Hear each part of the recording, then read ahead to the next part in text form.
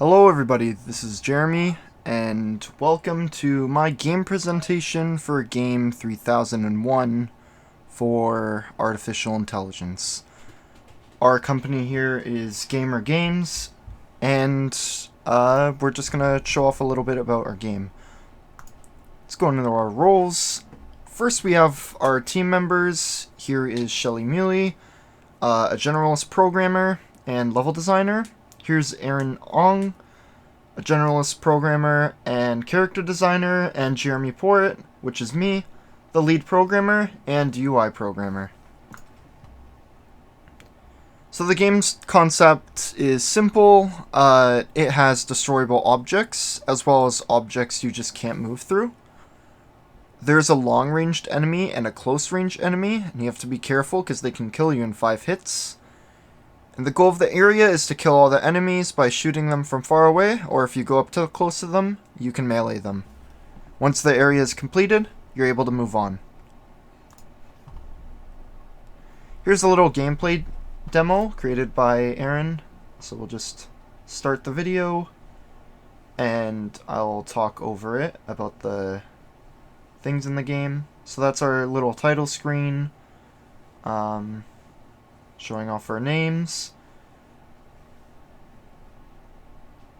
and it says to the player to press the start button to play. When you press play, you start in the top left corner, so you can see the player follows the mouse around, and the line is kind of like a crosshair. You can see the player's HP at the top, as well as the enemy's health bars. And then there's the giant obstacles in the middle.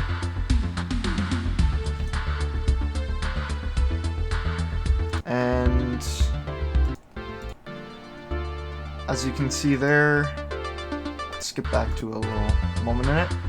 You can see him shoot a bullet right around here. When you press mouse 1, you shoot a bullet. And that's it for the gameplay demo.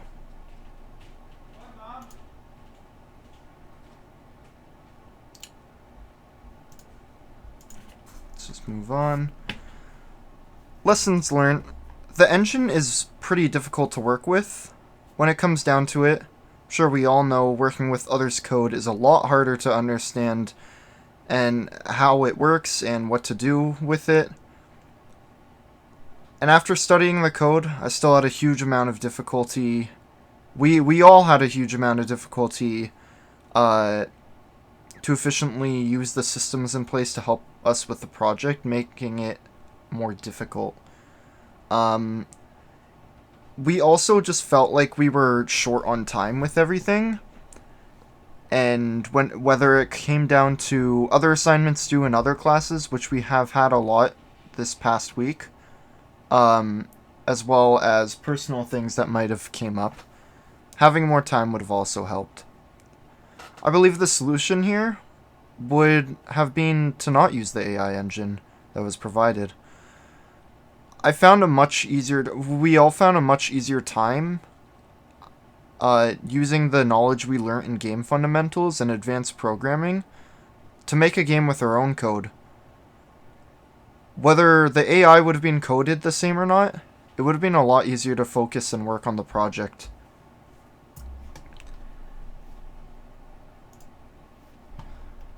Future possibilities.